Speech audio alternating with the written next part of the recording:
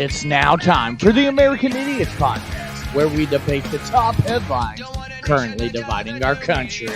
With Money Mike, the Black Sheep Sean, the Manic Hispanic, Tropic Thunder, Fox, Tara, and Richard the Spark.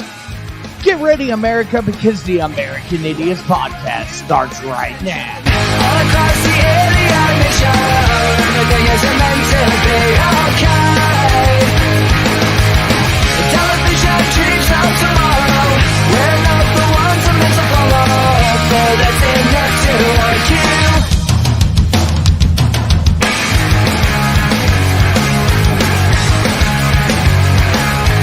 Well, maybe I'm the faggot America.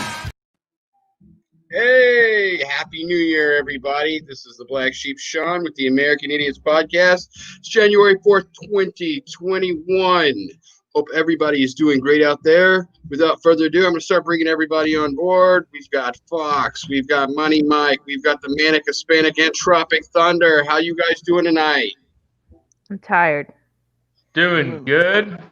I don't know that I like that. You don't like that? You don't like how I I introduce don't like the rapid fire one after the other. I do. You know, We can just when Mike was doing it, he would bring one on at a time and ask how they were doing, get a little That's because feedback. Michael cares about I made us. him feel Yeah. special, Sean. Nah, I made him feel Throw us on like special. we're I'm just ready. I'm Fools just ready for to yell you. at white boys. Let's go.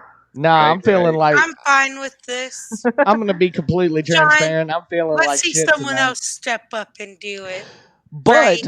Ooh, one thing I did want to point out, and Tolly, I don't know if you knew this gentleman, but actually another reason why I'm feeling like shit tonight, one of my coworkers passed away today. I don't know, Tolly, if you knew the trainer over in Avis, Damien, big black guy, Earthquake, Yeah. is what he went. Yeah, he passed away. We found out today.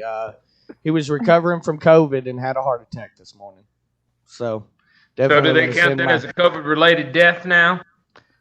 Help drive their numbers up? That's the second coworker we've lost since COVID.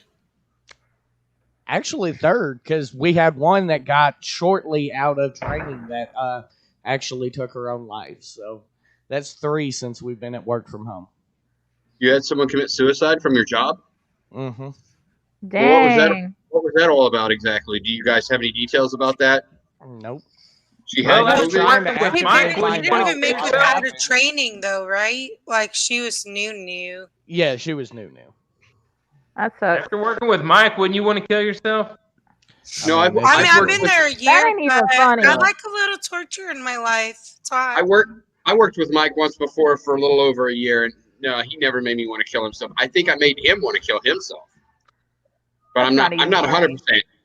No, Not no. even funny. Michael, not I'm at just all. Y'all going straight embarrassed to hell. with you on a daily basis. It's such an easy game to win. Straight. But to no, hell. I definitely wanted to point that out tonight because Hi, Calvin. was a cool dude. So definitely sucks that that he passed away. Anyway, continue, Sean. So we are going to talk about a whole various smorgasbord subjects tonight. The first one, of course, we wanted to get to was to talk about our fearless leader's call to the Georgia Secretary of State, and how he wanted to actually try to get the Secretary of State to find over 170,000 votes. And I think we have a video clip for that, right? We absolutely do. Inside a stunning new pressure campaign as President Trump tries to overturn his election defeat. I just want to find 11,780 votes. NBC News obtained the full audio from an hour-long Saturday phone call with the president, Trump advisors, and Georgia election officials. I think you have to say that you're going to re-examine it. Exerting the influence of the presidency, Mr. Trump leaned on Republican Secretary of State Brad Raffensperger to announce a reversal of certified Georgia results from Biden to Trump. And there's nothing wrong with saying that, that you've recalculated. Raffensperger refused. Well, Mr. President, the challenge that you have is the data you have is wrong. In another tense exchange, the president pushed a conspiracy theory that a voting machine company tampered with ballots, even suggesting state officials hid illegal activity. Now, do you think it's possible that they shredded ballots in Fulton County? Because that's what the rumor is. And also that Dominion took out machines. That Dominion is really moving fast to get rid of their machinery. Do you know anything about that? Georgia lawyer Ryan Germany shot that down. No, Dominion has not moved any machinery out of Fulton County. We're having. But have they moved the inner parts of the machines and replaced them with other parts? No.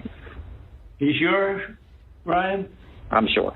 The president threatened that Georgia officials could face legal trouble themselves. You know what they did, and you're not reporting it. That's a criminal offense. That's a big risk to you and to Ryan, your lawyer. That's a big risk. Piling on partisan guilt.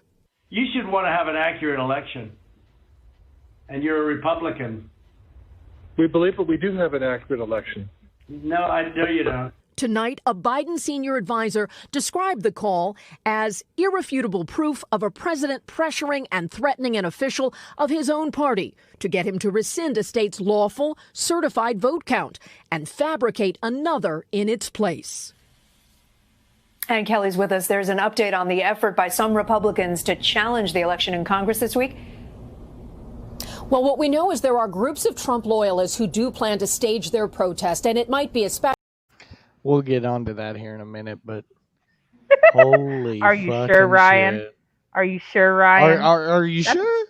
That's going to be sure? a meme now. So, like, that's going to be a meme. Right. According to Georgia state law, what Trump did is actually a crime. Trying to influence a higher member of the government there to change the election tallies as far as a official election that is actually already gone through and is already done. So there's probably going to be a lot of prosecution afterwards after Biden takes office. Mind you, the first time I've heard this video, and I've seen everybody today saying, "Oh, this is worse than Nixon. This is worse than." Holy shit, it's worse than Nixon. God bless. Like, this dude ain't even trying to be vague about it. He's just like, "Hey, we need to find some fucking votes, get this shit done." Like, damn. Are you sure, Ryan? Right. You sure, Ryan? Are That's you going to be a sure thing that I say that they now. didn't Are you do sure, anything? Ryan? Right. That's a big thing I say all the time now. too. Welcome to fascism. Like, God, hello. We've been bitching about that. Like, we warned about this before the 2016 election. We've been bitching about it for the last 4 years. I don't understand how this is a surprise to anyone. 17 more days. 17 more days. Yeah, Tara actually shared a meme earlier today that actually kind of said what I think is actually happening, and it's the fact that you have a man who has never been told no before in his life. He's been able to lie, steal, and cheat his way to win every victory he's ever had. Now, I'm not saying that his election to become the president was illegitimate because he won that election, but to try to steal this election, because he doesn't like what happened, and the fact that he hasn't conceded, the fact that he's trying to lead a bunch of people to try to overturn this, it's just absolutely ridiculous. I mean, nothing like this has happened since the end of the Civil War. Manny Hispani, you're being kind of quiet over there. Because I don't say there's much to say. I mean, we've been talking about this crap for months now. Yeah, 2 months. And I've But told every you time that you think it's gotten as either bad he as it's has going to the get. proof or he doesn't have the proof, and it will either come out or it won't. Each time, though, you're you like, hide it's as snacks bad. on your It can't bookshelf? get any worse. He slaps you in the face, and it gets worse. What's that? What? You hide snacks on your bookshelf? No, I just put him there because I knew we were doing the show. What he means by that is he's fat and he can't get through. What I do know is voting is a system where you tally numbers coming in, and I don't understand how numbers coming in would ever go negative. And So we I'm going to actually need saw to that. see the actual stuff before I believe some of these claims that were made. I'm going to need to see the actual numbers. Well, every network had it, Mike. Every network had a total. And then when it refreshed, all of a sudden there was like 12,000 votes that had been taken off of Trump's tally and 12,000 votes that all of a sudden were put on Joe Biden's. So how in a system where you vote one here, one here, one here, do you have a negative 12,000 all of a sudden? If that is accurate, I missed it. I missed them subtracting 12,000 votes from Trump. Well, I shared a video to this group back when it happened. Until his lawyers, though, can sit in one of these court hearings. Right, and that's what I'm saying. Either he has the proof or he don't. So, I mean, come on and show it. That's my bottom line. They have yet to, under oath, be able to say, under oath, that we believe that there's voter fraud. We have evidence of it. They cannot do this under oath. That's why all their cases have been thrown out. So, like, I mean, on my end, until his lawyers, for me, I don't have to see evidence to prove anything because his lawyers just can't even sit in court while under oath and say the same shit that they say on fucking camera. Well, and that's my thing. That's why I've always said either he has the proof or he doesn't. But if he's got it, they need to come on and get with it. You know, I was half joking when you posted some of those this week in the group chat. Some of those videos, I was half joking, saying, you know, if Trump freaking had lawyers that were on TikTok and YouTube, maybe he'd be successful. The way these people are, you know, stating these things like they're facts. Like, okay, if this is a fact, why has this not been presented? Put this in court, allow it to undergo the scrutiny, and there you go. So I have no problem with that, but obviously it's not getting done because it's not accurate. Well, the thing is that you froze. I just court dropped cases that have been shown. I just dropped everything is 3 links in the group chat that debunk the claims of voter fraud and debunk the 12,000 missing votes or whatever. And that all I had to do was Google 12K missing votes Trump, and it's just article after article after article after article completely debunking it, and I see zero video evidence of it ever having happened. So. And that's what I was going to get to, is that when you look at our local news, you know, we have 4711 here, and if you get on their local news Facebook page feeds. He's gone. Sean, you're having all sorts of trouble tonight with your connection. Over and over again. You can call them out time after time after time and say, well, provide the evidence, please, because if you can show me that evidence, well, then let me see what you're talking about. And they can't. Nobody can show that evidence in any way whatsoever. And, you know, I think that's why Tom Cotton sided with, you know, the American people to get this over with today. Sean, I don't know what's going on if you're in a different spot, but you're very glitchy tonight. I understood the end of it, but yeah, definitely you're very glitchy. You're good right now. I would agree, and you know, we can go ahead and go into that as far as the vote here in 2 days to certify Joe Biden's victory. We actually do have another story on that, so we can go ahead and play that. This is from Bloomberg Quick Take.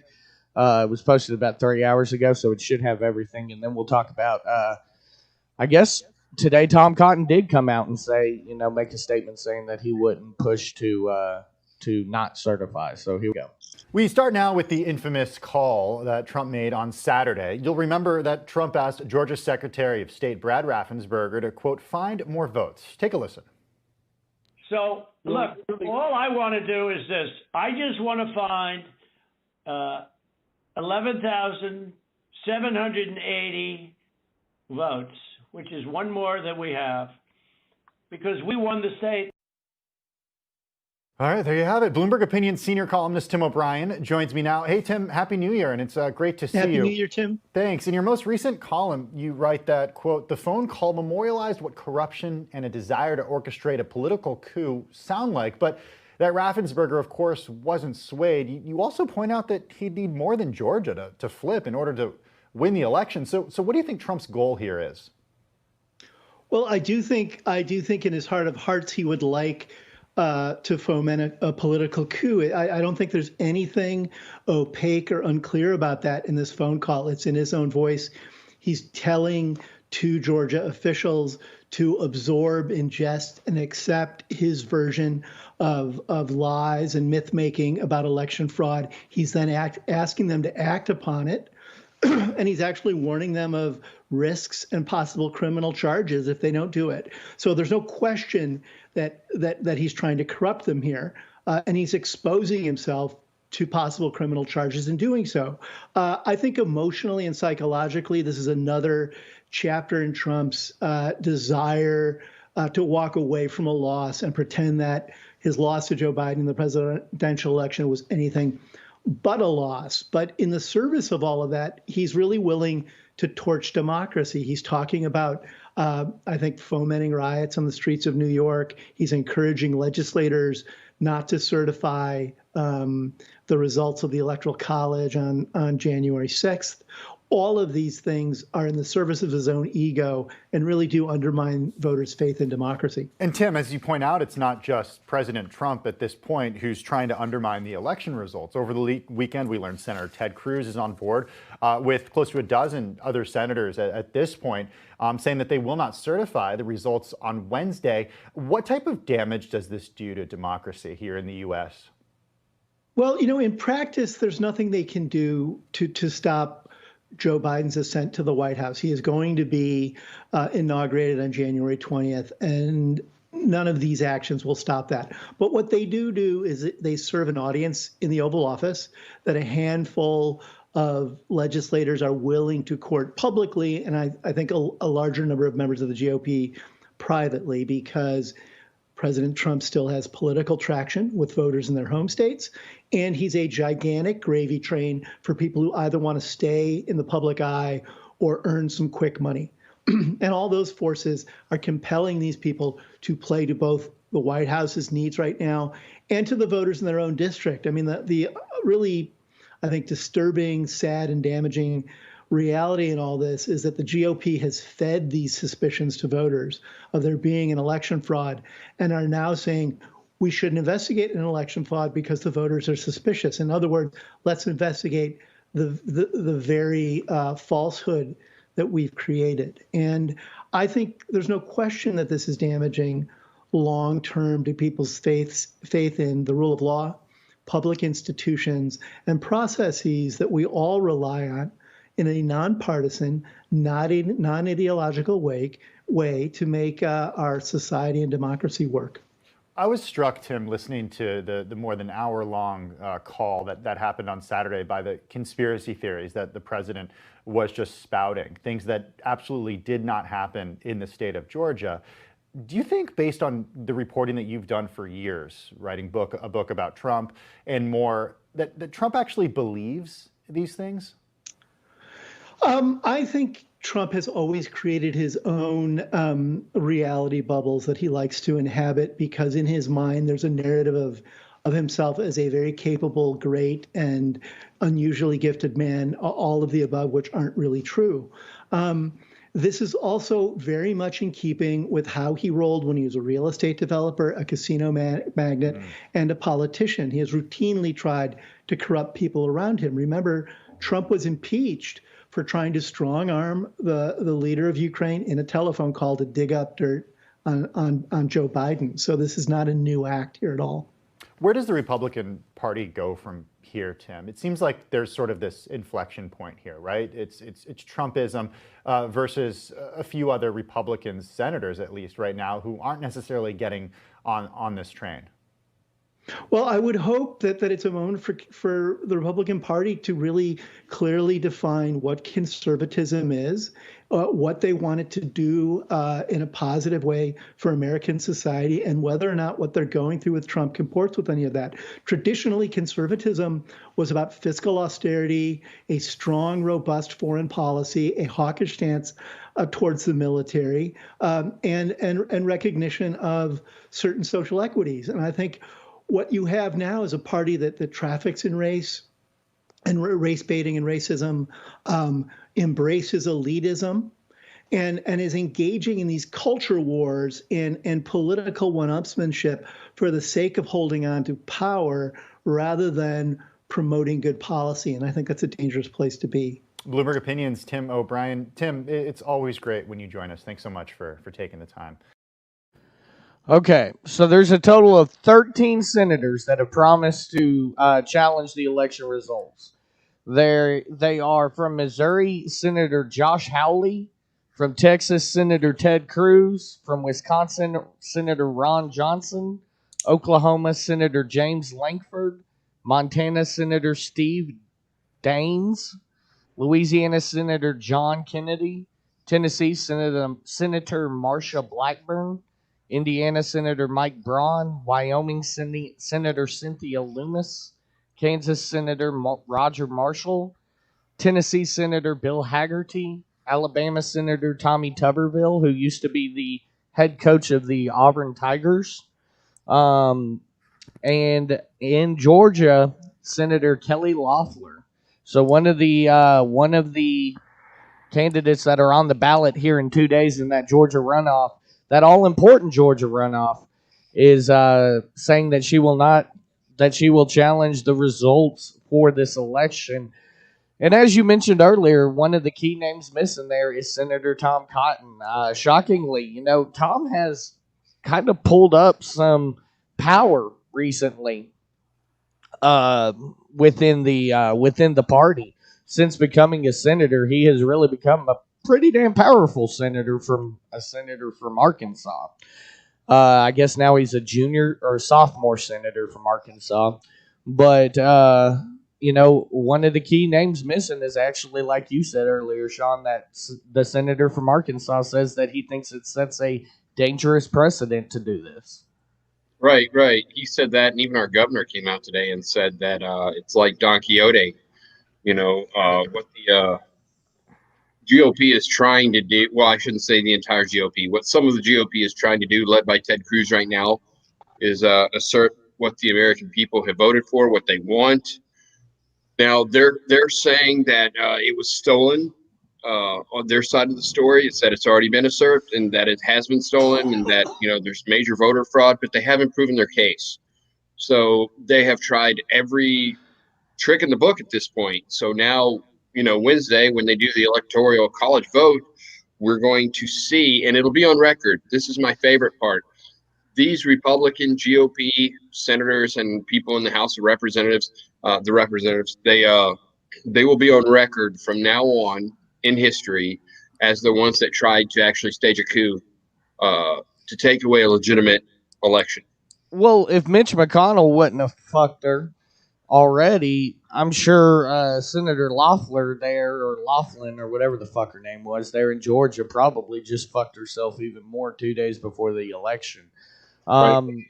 You mentioned that you don't think any of this has any bearing on the Georgia election.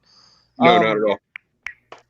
I know why you say that, but I mean, the same could have been argued that Georgia would have never went for Trump or would have never went for Biden. So certainly something to keep your eye on to see if this does cost them.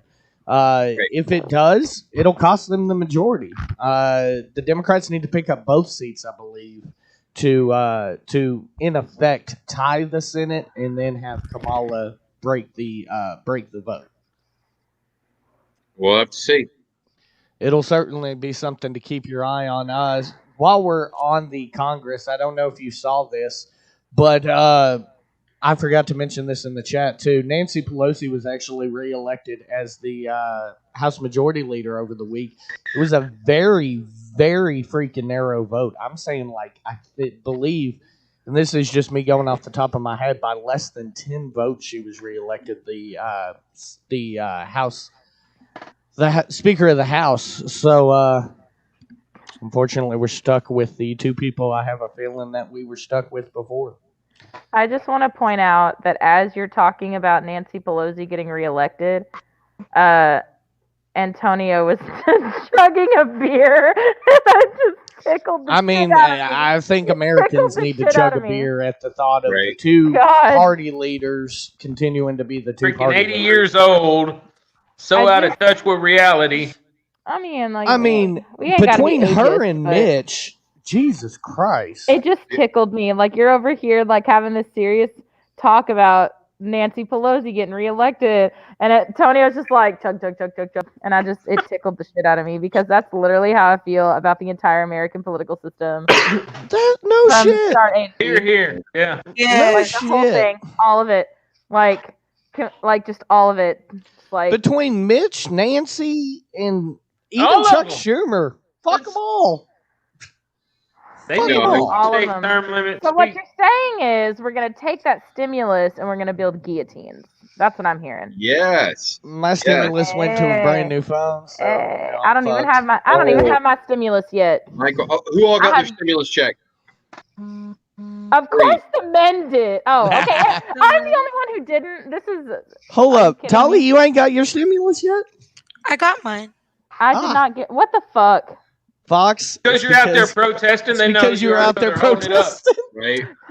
It's the They're man like, holding and you back. She Fox. does not get hers. It's Mitch gotta be. McConnell came across your It's name and lost said, in the mail. Mitch McConnell saw your name and said, "Fuck her, especially." Yeah, Right? it's Fox. I don't We'll, even, we'll give her $100. I We'll don't give her even $100. use my name when I protest, so that doesn't make any sense. Right. It's The recognition. last stimulus, there would be no facial recognition in my. No, you wouldn't be able to recognize me in the streets. Did you get a paper check last time? Because I know those. No, aren't it supposed was to go direct out till deposit. And we were like literally, we were among the first round last time. So I am very confusion. A bitch All got I'm bills saying to is, pay. it's Mitch playing games with you. Mitch can suck my entire asshole. Like, Wait, not just like That- half. The no, entire. the entire thing. Look, that motherfucker is the reason we ain't getting $2,000 a piece. So, Right. I like- think he But you know, became my brother- the my most hated brother-in-law- man. My brother-in-law made a really good point about that today. He got his. He and his wife have never been laid off. They've never lost their job. He was like, I don't even need it. You know, why are they giving money out to people that don't need it? You know, that was his point. I didn't have an answer for the guy. You know, I was just like, I don't know. I mean, it is called a stimulus check because people are going to go out there and they're going to spend the money because I guess that has stagnated just a little bit. You know, people like Mike need iPhones so he can, you know. So I can what? He's frozen. He Like that. froze. They He keeps consolidate freezing up. this. Well, why didn't they consolidate this to the people that are unemployed and I that would do agree. need money more than anybody? well, because- here's my Because only the argument act on was that. a COVID relief act in which they got this money together to give to the U.S. So I'm not exactly sure why they're calling it a stimulus. I will also, supposed to be a the only relief fund. problem, I'm not going to say the only problem, but the first problem that comes to mind with something like that is you would have to add bureaucracy to determine like who is eligible and da da da da da. And even though, like, for example, like we're employed, but technically I'm employed, but my entire industry got fucked by COVID. Like I went from like my income probably cut like to an eighth of what it was because of COVID. And then my partner lost his job because of COVID.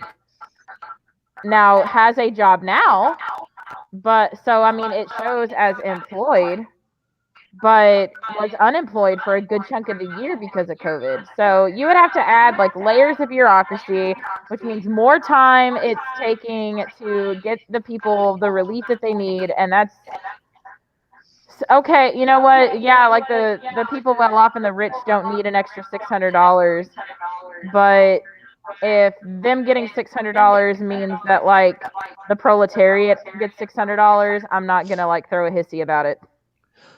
Right, absolutely, and I can understand that. One thing I will say about this whole situation, a lot of people are going to be disappointed, and I have a feeling this is where Mitch ended up agreeing with this situation. Unlike the first one, this one actually does count whenever you're going to file your taxes here in a matter of Couple weeks. what, less than a month.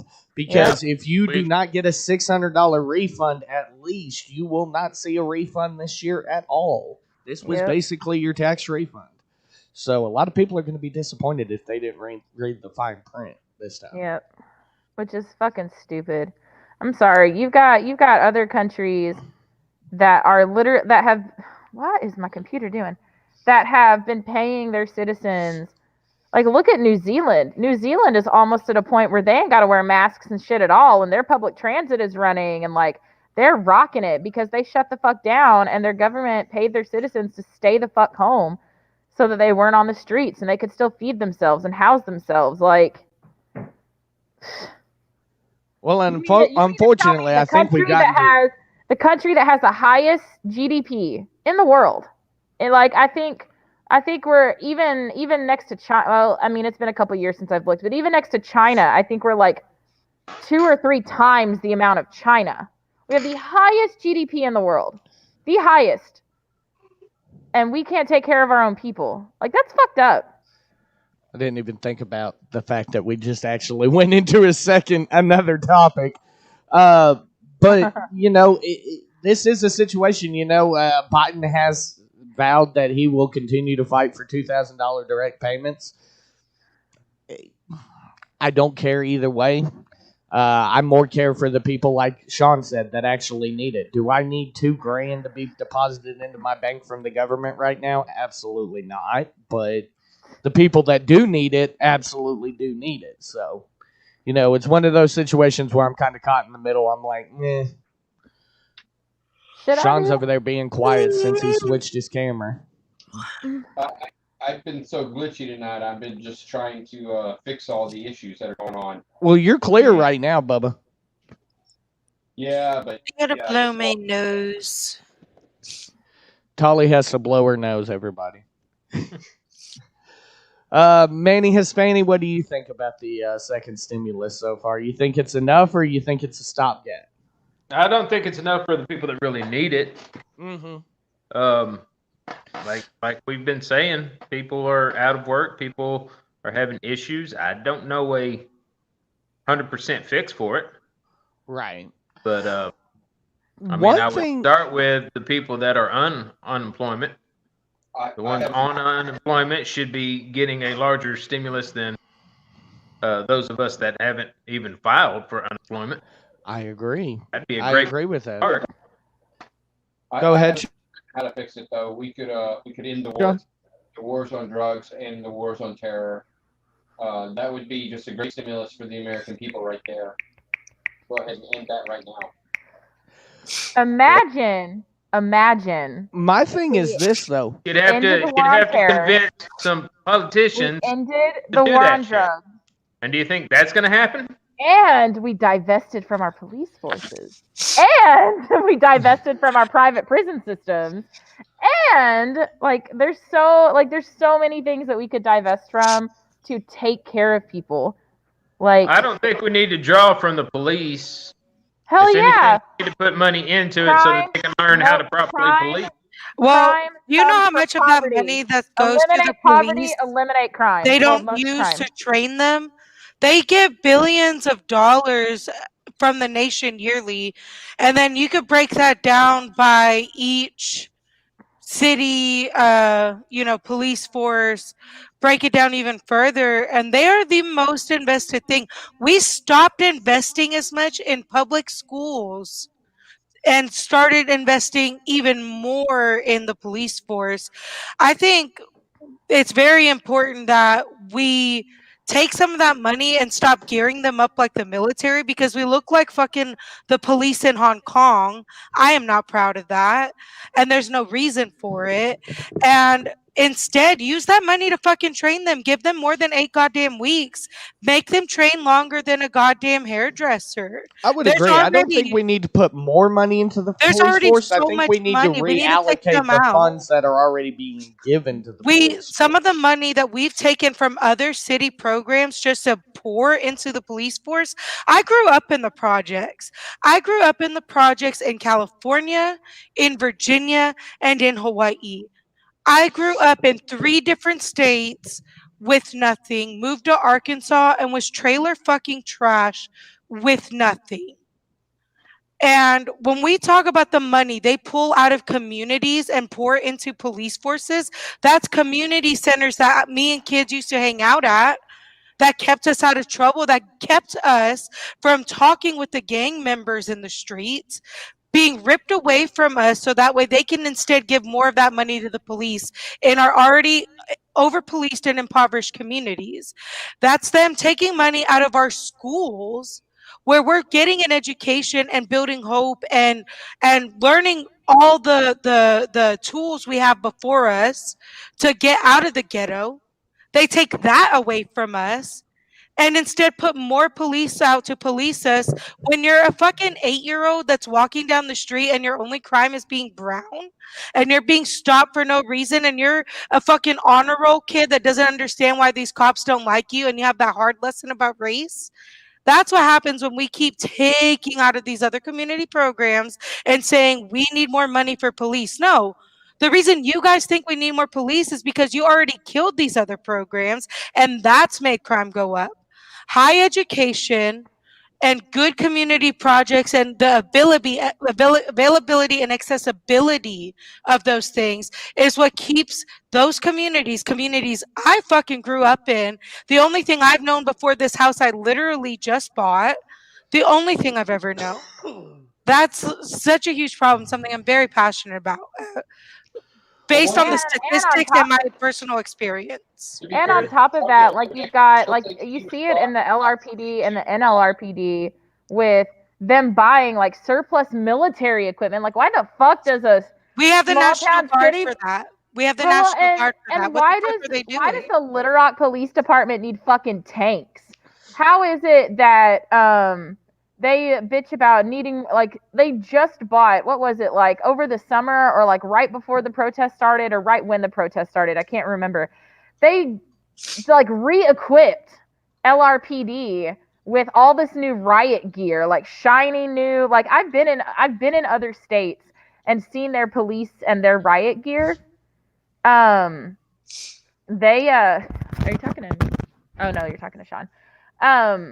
Their shit's like, you know, they're like armor or whatever. It's probably years old. But LRPD's showing up in fucking like brand spanking new shiny bullshit. Like, have you looked at, I think the last time I looked at their budget, it was like $80 million or like, I remember there being an 8, but I think it was like $80 million. I'm just saying, last I checked, when you swear into the military, you're promising to protect from threats, domestic and foreign.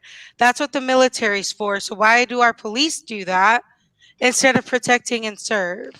Because the police are the arm of the state. Because the police are the arm of the state. They're there to protect private property. They're there to protect the bourgeoisie. They're not there to protect the people. That's like the police enforce the law, and the law is disproportionately in favor against the proletariat. By the way, I don't know if anything will come of this, but I wanted to point this out. 23 minutes ago, 2 House Democrats wrote a letter to the FBI director to open a criminal investigation into President Trump over the call with the Georgia Secretary of State. So I don't know if anything will come of it, but like you guys have said multiple times during this, you know, $80 million. You're telling me you can't find $80 million in that $80 million budget? You need more money to increase this training? No, in that $80 million, you can find enough to get more training, better training, more, specific training. And like I don't know why. I I don't know why the police have that budget when fucking high schoolers can't graduate because they have a lunch debt. Public school is a public thing paid for from our taxes, but kids can be rejected lunch. But kids can be rejected a diploma for owing some money who that would be their for only meal of the public day. lunch. Yeah, exactly. If you go to school in American Samoa, you don't pay for lunch. And if your kid is hungry, they can eat like seconds and thirds because your taxes pay for the food for the school. And so by that logic, your kid shouldn't come home hungry if they're eating breakfast and lunch at fucking school. There's no reason a high schooler who gets straight A's and comes from a poor household and the only meal that they can count on is getting something from the lunch lady at school. There's no reason that students shouldn't be able to graduate. That is classist as hell. Taxes pay for that.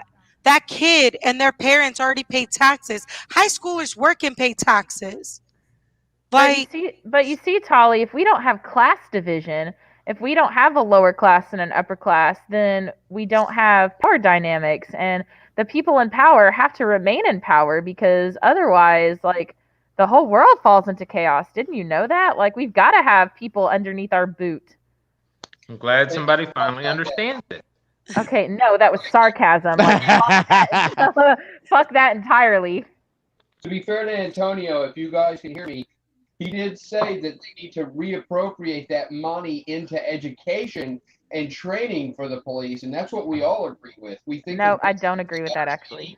No, I want some of that money taken out. Yes, to absolutely. revive community programs that used to exist that they got rid of. I want that 80 million. I mean, in a perfect world, I want abolishment, but I'll start with taking that 80 million. Where did you grow up, Tally? I'm a fucking army brat. I had to live. I tell people I grew up in Hawaii, but I spent 8 years of my life in American Samoa, got shipped off to California, had to learn English really well because I was the only Samoan. Everyone's fucking Mexican, black, or white, and kids are mean. Okay. Kids are mean. Yeah, I totally agree with you because I went to a predominantly white school with a large black population. Me and my sister were the only two Mexicans. Yeah, so you had to speak English really well, or people were like, no. There were so many English words I straight up just didn't know. Now, I was just wondering because you were talking about all these programs and having lived in Arkansas for the majority of my life, we never had programs that I can remember. I mean, there was the Boys and Girls Club. Small town. There was the Y, but you had to have membership in those. So if you didn't have money, let me explain, because all of y'all grew up in like small towns, I'm pretty sure, like at least in Arkansas. I spent so much time moving around. I predominantly lived in the large metropolises, the cities. I live in Virginia Beach. It's the biggest city in Virginia. It's like when I lived there, it was 800,000 people. Oahu alone, when you go to Honolulu, it's over 1 million people on one little rock.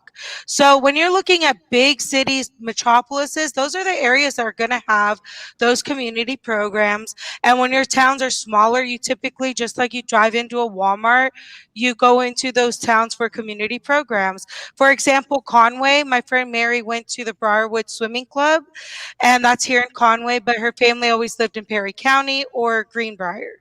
So she's kind of far away from it. There's none in the actual town. So I get what you're saying.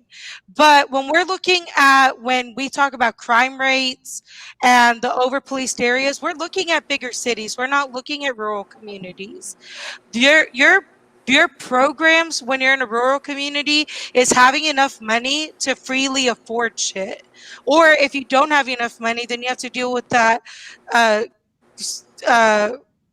economic divide, as you grow up. Like those are your two choices in places like Arkansas.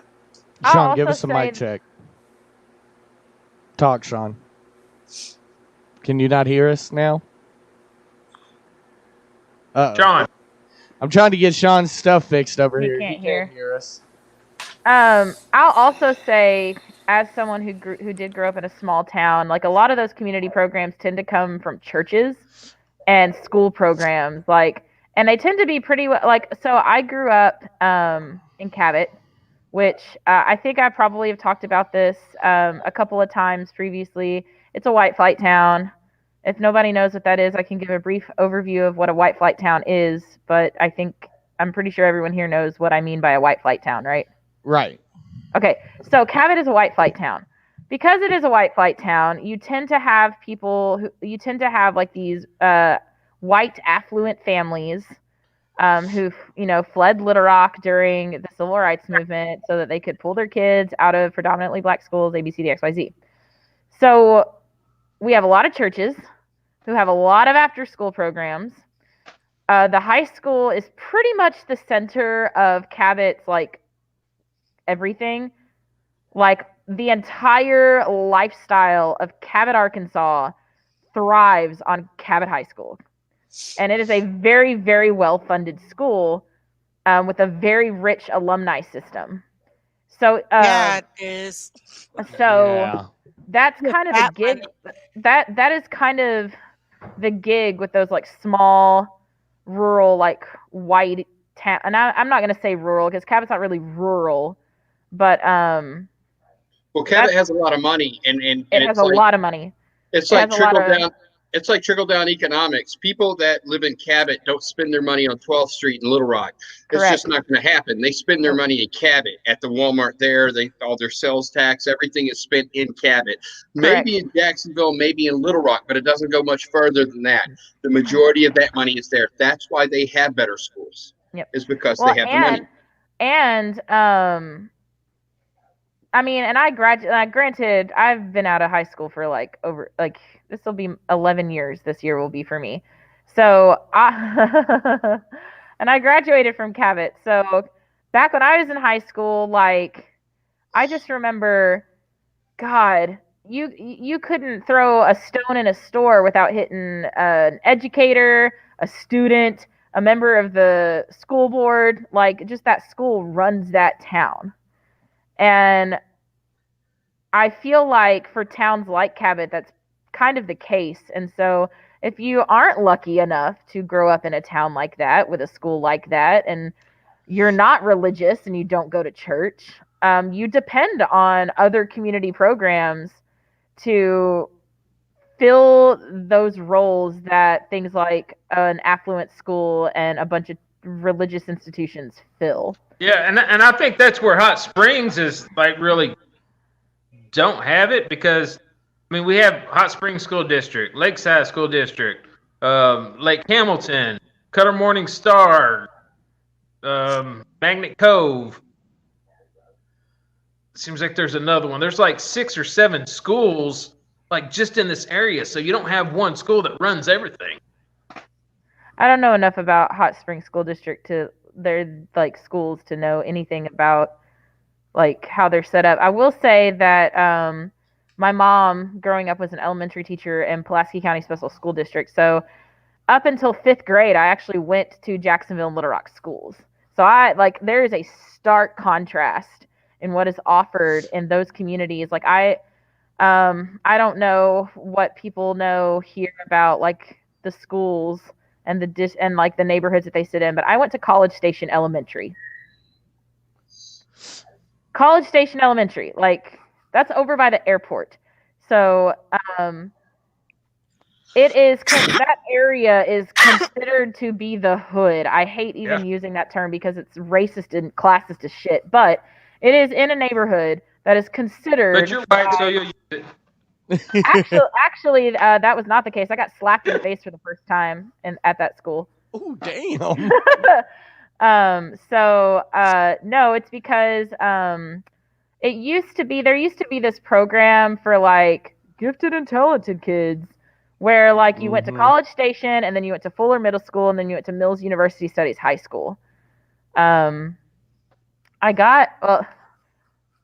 My story on that's not important. The point is that there is a big difference that I experienced going to schools that are underfunded versus schools that are very well funded. And like my experience and the culture of the school, how educators treated the students, how easy, how the transportation system worked. Like everything was different. And like, I just think about how many resources Cabot hoards, and the money that is in Cabot, and what one could do if College Station had the same budget, or if Mills had the same budget, or any of these other number of schools. If Little Rock Central has a pretty decent budget. It's Little Rock Central. It's a historic site. I imagine they probably have a pretty nice budget. But imagine if we take half of the police budget. Like, okay, sure, we won't abolish them yet. But imagine if we take half of that police budget, reallocate it to community programs, educating students, creating situations where crime is not even a question, because crime's going to go down as poverty goes down. Like, that's just a fact. Like, it's a like there are people that have written 40-page dissertations on this. When you eliminate poverty, you eliminate crime. So you have no need for the police anymore, because there's no crimes being committed. Never mind, like, the argument about what is really a crime, but just, like, on a base level, you won't need them, because they won't be, like, there won't be anything happening. People steal and do the things that they do because they don't have access to resources. Right. Give them access to resources, and it won't be an issue. Like, I know I'm going off on a rant here, but it's like, our politicians are dumb as fuck. Like, why do you think that these socially democratic countries in Northern Europe don't have uprisings?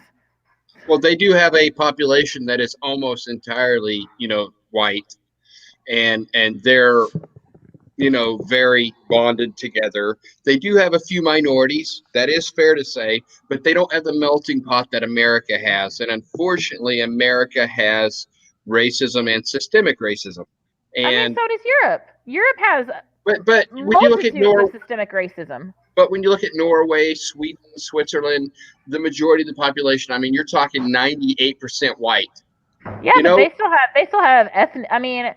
It's not. And they help each other, unifying fact. It's not racism based on skin color like it is here in America, but they have racism based on ethnic groups. Like, man, they do. They are racist as shit against the Romani people.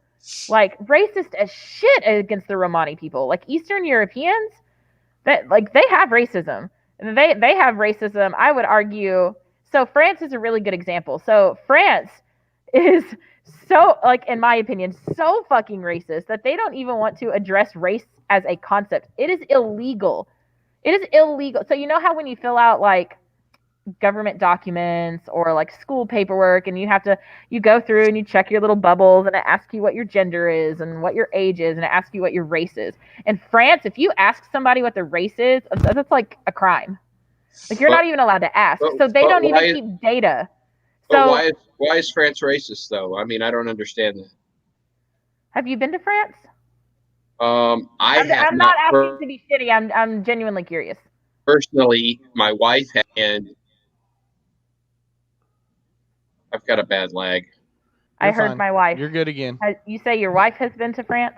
Yeah. Yes, my wife has been to France. I know several people that have been to France. I'm just wondering why the society of France is racist. That's kind of mind blowing. If it's you got to figure, Fox, that the people we're talking to online, the majority of them probably haven't been to France either. So you'd be educating a whole lot of people. Okay, well, I have also been to France, and my degree is in French and African American studies with a focus in neocolonialism in West Africa, which was primarily colonized by the French. Okay. So I could probably give an hour-long presentation, but I'll just give a few examples. A really good example is that so President Macron, who is the president of France, he, I want to say a year or two ago, maybe it was a year and a half ago, maybe 2 years ago, did a whole campaign called Défendre la langue, which is basically this campaign to make, like, standardized French in a way where local colloquialisms and local dialects, primarily in Africa or the African diaspora, so like Martinique, Haiti, these other areas that were colonized by the French, to make it so that that was not officially French, where you had to basically speak white French or you were not French enough. There was a whole situation, or there's the whole thing where France's power is primarily nuclear. They mine their materials. I think is it uranium? Uranium. So they mine their uranium out of countries like Niger and Nigeria, ship them up the river, send it to France to power their country. But those countries run on diesel and have to purchase their diesel from France. They continuously, I hate using this word, but they rape the resources of their former colonies and then bring them to France on slave wages. Or so they're just like America, is what you're saying. Yes. Oh yeah, they're imperialist and colonialist as fuck. Okay. And but it's nothing as far as like. But it's nothing as far as like an actual government policy that actually says that everybody needs to be white. I mean, America doesn't technically have a law that says everybody has to be white either, but it's built into the system. It's built into the system in the way that when you go to Paris and you see who it is cleaning the streets and who it is peddling on the streets and who it is serving your food compared to who it is. Well, I know that they have a very bad problem with the Muslim invasion in France right now, as far as like extremists trying to come in and, change the laws for Islam. And a lot of people think it's racist to fight against that. I don't. I'm not a religious person. I think all religions should be abolished. That's my personal opinion. But, when these extremists come in, and the government has been extremely tolerant to them. And now you have all of these terrorist attacks, people driving into, shopping centers and different things. They've killed 200-300 people just the last year alone in different types of terrorist attacks in France. They have a real issue. They have a real problem with the Muslim religion in France. And it's because they were so tolerant, because they wanted to be an example to the world and be extremely tolerant and say, hey, we have welcoming and opening arms. We want to bring all these people in. We want to help these people. Do you know about the Algerian War of the 1960s?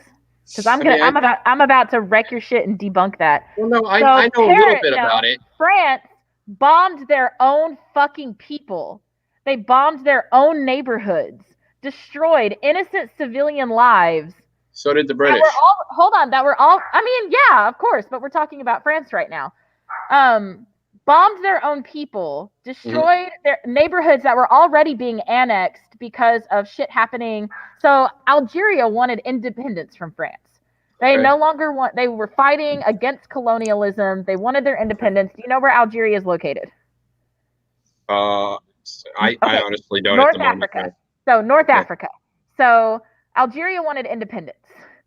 And France had begun, especially in Paris, had begun to annex neighborhoods. They called them the Kasbah. They were annexing these neighborhoods of primarily Arabs, which Arab could mean Muslim, it could not mean Muslim, but Arabs, annexing these neighborhoods. And when freedom fighters, as a punishment for freedom fighters fighting for their own liberation, Paris just bombed the shit out of their own people.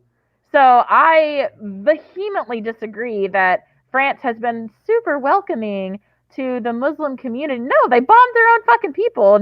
Since 9/11 here in America, France has been extremely welcoming to refugees from Muslim countries. They have been overrun in certain neighborhoods. And as a shining example to the rest of the world, now they have a lot of terrorist incidents from extremist Muslims. And that does not help the situation in Great Britain. That does not help the situation in Canada. It doesn't help the situation in America, where we're starting to face the same thing. And it causes this xenophobia throughout our country, especially. I think it was the rise of Trump was because of things like this that they saw in France, especially. I don't want to demonize the government of France. I mean, they're a capitalist society just like we are. I have my issues with them. but they do have an extreme problem with extremists in their country that we don't have yet. I But that we absolutely will get. disagree. We I will. absolutely disagree. We will have We that do have a problem. We do have a problem with extremists. Our extremists White are just extremists. white boys. Well, Yeah, yes. yeah. Our Yeah, extremists are just white boys. No, I and agree. would also disagree. Oh gosh, sorry, I have to readjust. I have to put on my serious face. So something I noticed when I went to France Mhm. 2 years ago. So, well, a year and a half ago. It was the summer of 2019. Okay. Something I noticed is that their military, their actual French military, first of all, their police don't carry guns. Right. Fun fact.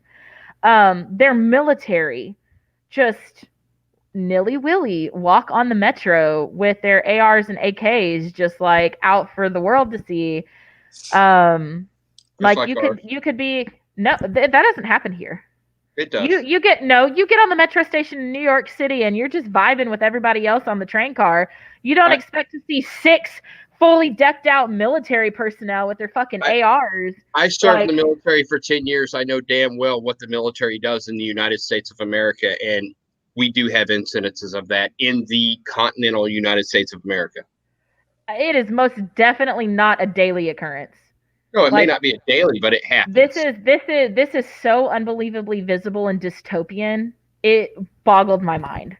I'm not saying it doesn't happen. I'm a military brat and a former military wife. Like, I know it happens, especially in communities where there's military bases. Right. I'm talking, I'm in New York City and I'm riding the metro station. There ain't gonna be like 6 dudes just randomly walk into the car and position themselves by the entrance of the car with their guns out, glaring at everybody in the car like we're all criminals. That is an actual daily occurrence. Like, I don't think I rode the metro once without military personnel being present. Well, again, they do have a quite extremist problem with Muslims in the country right now.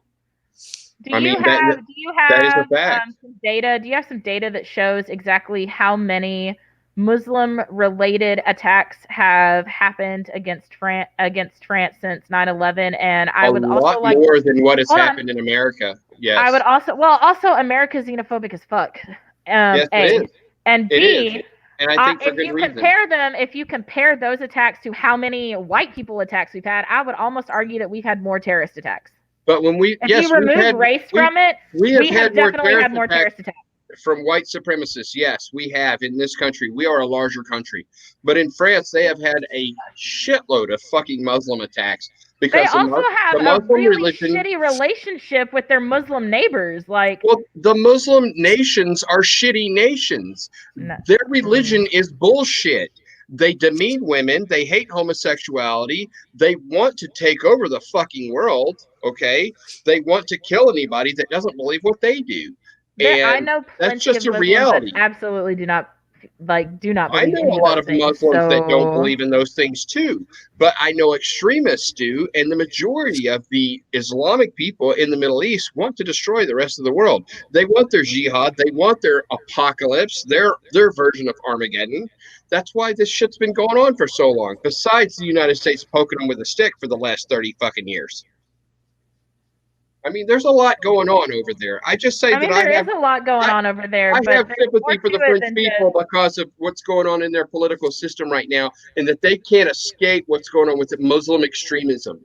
I hate that's going on, and I think that's going to become a reality for us pretty soon. I think it really will. I mean, yeah, there is a lot going on. I just don't think that we agree on the cause.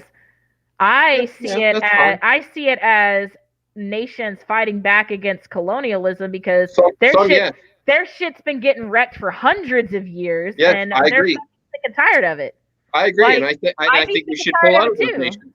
But I also think that religious extremism is extremely dangerous for the entire world, and America is just as guilty with religious extremism when we fund nations like Israel to fund their apartheid against the Palestinian people. I think we're just as guilty. I mean, I do agree with that. Right. I mean, I don't like religious extremism. I don't like religious extremism in any way. So when it comes to Islam, when it comes to Judaism, when it comes to Christianity, it's all evil to me. you know, and I just think that different countries have different problems. You know, we have an extreme problem with white Christians that are terrorists in our country. You know, you don't have that problem in Europe as bad as you do here. And it's just sad. You know, every country has its own problems, you know. I mean, I think that I can agree in that respect. A little bit, yeah. I guess the difference that I see is that white Christians in America hold the fucking power. Right, and they do. Brown they really Muslims in Europe do not. And No, so they don't. I see the power, like I see the struggle of a power dynamic completely differently. And it's like in one case I see a bunch of fucking crybabies bitching because they think that their status quo is going to be ripped away from them. And in the other, I see an oppressed people fighting back against tyranny. Right, and I would agree that you could see it both ways. I would definitely agree with that. I just think that religious extremism on any side is just wrong, and we need to work to obliterate all of that. Oh man, if there could be peaceful religion, I'm an anarchist, so I agree. I mean, if we could have peaceful religions, that would be really cool. But if you look at, you know, what is it, 85% of the wars that are going on in the world, all over the world, most were started because of religion, and that's bullshit. I mean, you're right. Pagan for life. Like, not that means I'm all peace and love, but right. imagination. But I mean, I definitely do not advocate for genocide. I mean, there was a thing going on just a few years ago that blew my mind, that a bunch of Buddhists over in India were literally murdering Buddhists. They were murdering Islamic extremists in India. And it was just, I mean, just story after story for about 5-6 weeks. It was just talking about how these Buddhists got together, and they were just, I mean, it was genocide. They were annihilating these Muslims. And it's just like, what the fuck? Like, Buddhism? Really? I mean, there's extremists in every religion, every single one of them that's out there.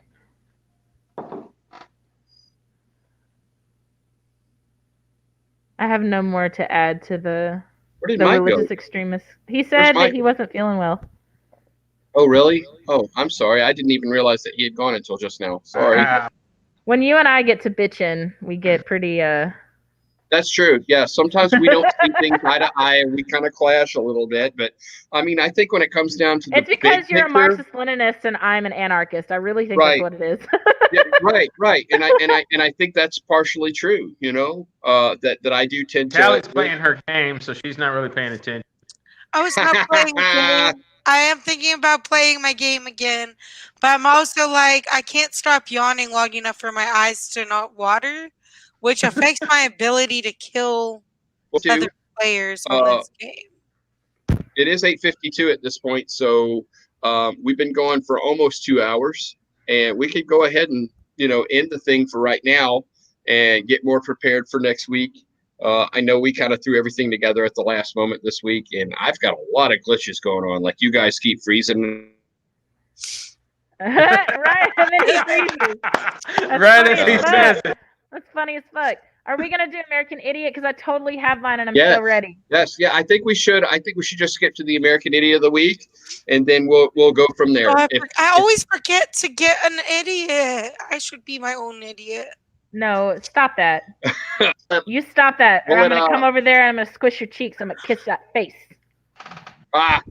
We'll let Fox go first because she's really excited. I am. My Idiot of the Week is fucking Chris Hill. Fucking 3%er douchebag guy who fucking lost his wife and lost his job, and then tried to threaten people feeding the unhoused, and then his dumbass didn't even show up. You dumb as fuck. You dumb as fuck. That's my. I mean, he's my American Idiot of like the last 2 months, but specifically needing to name him right now. Nice. Who's next? Antonio? I'm going to go with this bomber who warned everybody that there's a bomb so that he didn't hurt anybody, but wanted to appear like he was badass. Right? Yeah, man, that's a good one too. Sorry, didn't mean to tell you. No, No, it wasn't mine. I said that one was a good one too. Oh. Like, why didn't I think of that? Yeah, it's hard to make a statement when you're like warning people that, hey, there's danger. Right. Yeah. So. I mean, at least, nobody died. Did anybody die? I was busy. Just him. Okay, we're good then. Okay, so right, we're good. My American Idiot of the Week would have to go with Mr. Ted Cruz for trying to rally the troops to get the GOP to try to turn this election over for Donald Trump. And it's just such an asinine thing to try to do because, again, I mean, over 52 court cases have been thrown out. There's no evidence that's out there at all. I mean, this looks like a literal coup. I mean, it's just. Of course it is. Ridiculous what's going on by Donald Trump during the election. The man talked about his wife. He talked about his father. He talked about everything about this guy. And Ted Cruz has just kissed his ass over and over again. So, fuck that guy. He's the American Idiot of the Week for me. Are you guys there? Was I really spotty? No, you were very clear. Oh, okay. All right. Well, I guess we're done for the week. That was an hour and an hour and 10 minutes. So we'll be back next week. I got to work on these technical issues with the computer. What's going on here? I'm not sure what's going on, but hopefully we'll have everybody back. The Manic Hispanic, Michael, Tropic Thunder, Fox, myself, Black Sheep, and Richard the Spartan. We'll all be back next week, and we'll talk to you about what's going on in the world. So you guys have a great week, and we will talk to you then next Monday on the American Idiots Podcast. You guys have a good one.